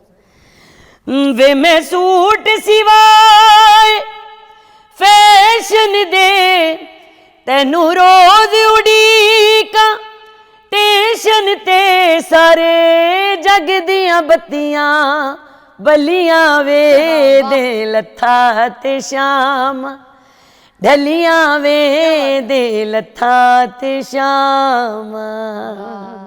शादी ब्याह के भी सॉन्ग्स गाए हुए हैं आपने? बिल्कुल, एक शादी का सॉन्ग बस किया हुआ है, अच्छा। बट अभी उसका वीडियो शूट नहीं किया। चलें करिएगा, हमारे शो से लॉन्च कीजिएगा। मुझे बताएं, उस्तादों के साथ भी आपने बड़ा सीखा है, कोई शागिर्दी की है? जी बिल्कुल, अलहमरा में हुसैन बख्श गुल्लू साहब, उनके पास कुछ अरसा गई हूँ। तो सीखने जाती तो क्या होता था? सीखने जाती थी तो बस जो कुछ उन्होंने उनसे सीखा है सरगम वगैरह, बस वही सीखा है, और तो कुछ नहीं। तो कुछ और कुछ नहीं एक्सपीरियंस नहीं, और कुछ एक्सपीरियंस नहीं है, और कुछ सुना एक्सपीरियंस। उस्ताद बड़ी चीजें मंगवाते थे आपसे, ये लाके हाँ, दो, जो मिठाई जब मैंने लाके स्टार्ट दो, लिया पैसा था, लाके दो। जब मैंने स्टार्ट लिया, हाँ सब बताएं ना हमें। जब मैंने स्टार्ट किया था तब जो जिन लोगों स्टार्ट होगा तो कितनी तकलीफ है। जिन लोगों ने ऐसा ऐसा हुआ, मतलब ऐसे हादसात हुए कि जब स्टार्ट लिया मैंने इस फील्ड में पाँव रखा, तो कुछ उस्ताद अहबाब इस तरह के थे माशाल्लाह से कि 2-3 दिन तो गई, तो उन्होंने पहले कहा जी आप बैठे अकेडमी में ना, कुछ हमारे अलग अलग अकेडमियाँ बनी हुई हैं कुछ जगह पे, जहाँ पे बताया जाता है कि ये जी अकेडमियाँ बनी हैं लोगों को सिखाने के लिए जो न्यू टैलेंट है। अलग अलग उस्ताद बैठे हैं, अपनी तरफ से उस्ताद हैं वो। तो उन्होंने जो है 2-3 दिन तो बिठाया मुझे, ये मैं 2016 की बात बता रही हूँ आपको। तो बिठाया 2-3 दिन, मैं देख रही हूँ लोग आ रहे हैं, जा रहे हैं, बैठ रहे हैं, गा रहे हैं, और मैं सुन रही हूँ। फिर मैं जब 4 डे हुए तो मैंने कहा सर उस्ताद जी मुझे कुछ मैं सुनाऊँ कुछ आपको कुछ। उन्होंने कहा नहीं अभी तुम सुनो, अभी बेटा ज़रा 1-2 हफ्ते सुनो। हालांकि मतलब ऐसा नहीं था कि मुझे तो आता ही नहीं था कुछ, सुर तो मैंने अपने बाबा से सीखा हुआ था, गाने भी गाती थी, सूफीज़म भी गाती थी, सब कुछ। बट जाहिर है अब किसी उस्ताद के पास जाना तो ये एक अच्छी आदत नहीं होती कि आप कहें उनसे, जब तक वो ना कहें। अदब का भी मुकाम होता है, तो फिर वो अदब के दायरे में रहकर जो है, फिर जब तक उन्होंने कहा नहीं मैंने गाया नहीं। मुझे पता नहीं था, मेरे लिए वो उस्ताद ही थे, क्योंकि वो हारमोनियम पे बैठे थे। मैंने हर उस इंसान को अपना उस्ताद माना है जिसने मुझे करना सिखाया, जिसने मुझे बताया है, एक सुर बताया है, जिसने मुझे सरगम बताई है, वो मैंने उस्ताद माना है अपना। हमारा एक यहाँ पे ना भाई है हमारे सरफराज भाई जी, वो भी मुझे आप बिल्कुल आपकी स्टोरी थोड़ी सी सेम है। वो भी मुझे ये कहते हैं कि मुझे वो, मगर जिसको उस्ताद मानते हैं ना वो कील है, कील को उस्ताद मानते हैं। आप पूछे कैसे? जी, एक दिन कहीं सोफे पे कील पड़ी थी, वो बह गए, तो उन्होंने कहा तो उसके बाद कहते हैं इस कील ने मुझे आज सिंगर बनाया है, इसने मुझे करना सिखाया। अब वो कील को अपना उस्ताद मानते फिरते हैं, और बस मैं आपको क्या बताऊं। बस ये कुछ ना आप माशाल्लाह से समझदार हैं, समझे कि कुछ उस्ताद ऐसे भी होते हैं। तो अच्छा, होते भी ऑडियो पे, आप सोचें ऑडियो वाले भाई वाले। मेन पॉइंट मुद्दे पे आते हैं बात के। अच्छा, जब मैंने उन्हें कहा ना कि 2 हफ्ते बाद मैंने उन्हें कहा कि मैंने कॉल किया, मैंने कहा उस्ताद जी मैं आ रही हूँ ना, अकेडमी आ रही, तो मुझे कहते अच्छा बेटा आ रही हो ना, तो ऐसे करो कि अच्छा क्या बना लेती हो। तो मैंने कहा उस्ताद जी मैं तो कभी ये बोल देती चुप करके बोलती बेवकूफ बना लेती। मैंने कहा उस्ताद जी मैं कभी बनाया तो नहीं। उस्ताद जी आप कम करें, आपने क्या खाना है? कहती आप ना छोटा गोश्त ना बना के लेके आइएगा मेरे लिए थोड़ा सा, और ना 2 पान आते हुए लेते आइएगा, ये वाले फलां वाले ना। तो मैंने कहा अच्छा उस्ताद जी ठीक है, मैं ले आऊँगी। तो जनाब साहब वो कहीं से अरेंज करके सिस्टम अम्मी से बनवाया। मैंने कहा उस्ताद जी ये मैंने अपने हाथों से बनाया। हाय अल्लाह, झूठ नहीं बोलूँगी उस्ताद जी, ये आपके लिए जो है ये, और ये आपके 2 पान, ठीक है। और फिर मैंने ना कोई 3 महीने पूरे उस्ताद जी के पान और घर का खाना खिलाया उनको, लेकिन मुझे कुछ सीखने को नहीं मिला वहाँ से। हाँ जी, पान और खाना खिलाया और कुछ नहीं मिला। फिर मैंने दूसरी एकेडमी गई, वहाँ पे भी कुछ नहीं, फिर तीसरी एकेडमी गई, वहाँ पे भी कुछ नहीं। फिर एक टाइम आया कि सोचा 2000 जब कोई साल डेढ़ गुजर गया ना, धक्के खा खा के एक स्टूडियो में चली गई, और स्टूडियो जहाँ पे मैंने ये वाक़या आपको बताया जिसने मुझे बोला कि 500 का, वो मेरा पहला स्टेप था। लोगों के साथ जान पहचान हुई, लोगों को पता चला कि कोई अनमोल सिंगर है आई है। वो 500 से फिर 5000 हो गया, फिर 10,000 हो गया, फिर 25, फिर 50, फिर लाख, फिर अल्हम्दुलिल्लाह शुक्र है मालिक की ज़ात का कि एक टाइम है कि लाहौर से बाहर हम अच्छी पेमेंट पे जाते हैं और बहुत अच्छा चल रहा है। मालिक ने थोड़ा करते हैं, अच्छा करते हैं, और उसी से रिज़्क चल रहा है, घर चल रहा है, शुक्र अल्हम्दुलिल्लाह। हाँ, चले, बहुत मेहनती हैं, आपकी स्ट्रगल की स्टोरी भी हमने सुनी, और हम चाहेंगे कि जितने इवेंट, शोज़, कॉन्सर्ट्स होते हैं उधर इनको ख़ास तौर पे जो है ना ऑन डिमांड बुलाएं। बहुत अच्छा गाती हैं, मुझे तो उनकी आवाज़ भी अच्छी लगी, इनका स्टाइल भी अच्छा लगा, और हमें ऐसे ही लोग चाहिए हमारे इवेंट्स में, हमारे शोज़ में। तो जगह दीजिए, चांस दीजिए, कॉन्सर्ट्स में ख़ास तौर पर मैं कहूँगी कि इनको बुलाइए, इनको गवाइए, ये हमारे मुल्क का सरमाया बन सकती हैं। थोड़ी और पॉलिश काम के साथ होती जाएंगी और फिर देखेगा सितारों को छू लेंगी, क्योंकि सितारों से जहाँ आगे और भी है।